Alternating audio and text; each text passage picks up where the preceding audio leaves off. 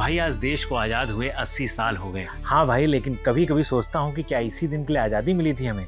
अपनी नदियाँ गंदी हैं, हवा खराब है, धर्म के नाम पर लोग आपस में लड़ रहे हैं, ऊपर से सरकारी योजनाओं में घोटाले की खबरें आती रहती हैं। भाई तू इतना नेगेटिव को साउंड कर रहा है, देश में इतना कुछ तो पॉजिटिव हो रहा है ना। भारत आज दुनिया की सबसे तेजी से बढ़ने वाली इकोनॉमी है। स्टार्टअप इकोसिस्टम में भारत दुनिया के टॉप 3 देशों में है। स्पेस की बात कर, चंद्रयान से लेकर गगनयान तक काम हो रहा है।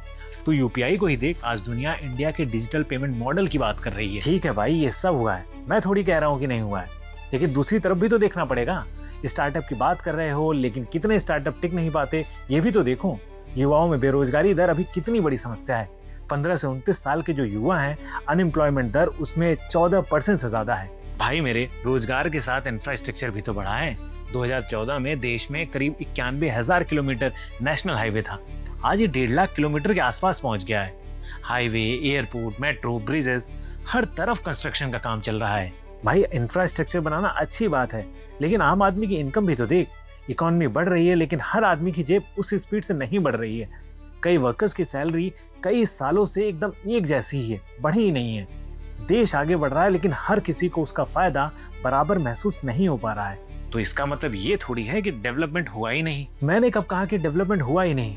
मैं बस ये कह रहा हूँ कि डेवलपमेंट को सिर्फ बड़े बड़े प्रोजेक्ट से मत माप। अटल सेतु बनता है, अच्छी बात है, लेकिन उसी देश में किसी सरकारी स्कीम में करप्शन की बड़ी खबर आती है तो उस पर भी सवाल किया जाना चाहिए। भाई किसी स्कीम में करप्शन हुआ है तो उसकी जांच होनी चाहिए, लेकिन उसकी वजह से तुम पूरे देश को ही फेल्योर तो नहीं बोल सकते। पूरे देश को फेल्योर बोल भी नहीं रहा, बस पूछ रहा हूँ कि 80 साल बाद भी बेरोजगारी है, महंगाई है, पोल्यूशन है, करप्शन है, तो सिर्फ ये बोलकर खुश कैसे हो जाएं कि देखो देश तो आगे बढ़ रहा है। भाई हर चीज ओवरनाइट थोड़ी ठीक हो जाएगी।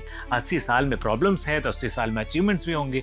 हम स्पेस में हैं, दुनिया की बड़ी इकोनॉमी में हैं, करोड़ों लोग डिजिटल पेमेंट्स कर रहे हैं, इंफ्रास्ट्रक्चर का स्केल बढ़ रहा है। ये सब तो देश की ही कहानी है। हाँ बिल्कुल है, लेकिन मेरी प्रॉब्लम्स एक और है। जब कोई इन प्रॉब्लम्स पर सवाल करता है तो उन लोगों को तुरंत एंटी नेशनल बोल दिया जाता है। भाई सवाल पूछना भी तो आजादी का ही हिस्सा है। बिल्कुल सवाल पूछ, लेकिन जो अच्छा हो रहा है उसे भी एक्नॉलेज कर। ठीक है, लेकिन अगर मैं इतनी सारी कमियां गिना रहा हूँ तो इसका मतलब ये थोड़ी है कि मैं अपने देश से नफरत करता हूँ। भाई तू एक काम कर, अगर तुझे यहाँ इतना ही बुरा लगता है तो पाकिस्तान क्यों नहीं चला जाता? वहीं जाकर रह, शायद वहाँ तुझे सब अच्छा लगे। भाई देश की कमियां गिनाने पर तो मुझे पाकिस्तान भेज दोगे, और कल कोई बेरोजगारी पर सवाल करेगा तो उसे एंटी नेशनल बोल दोगी। यही है हमारे देश के 80 साल का हासिल।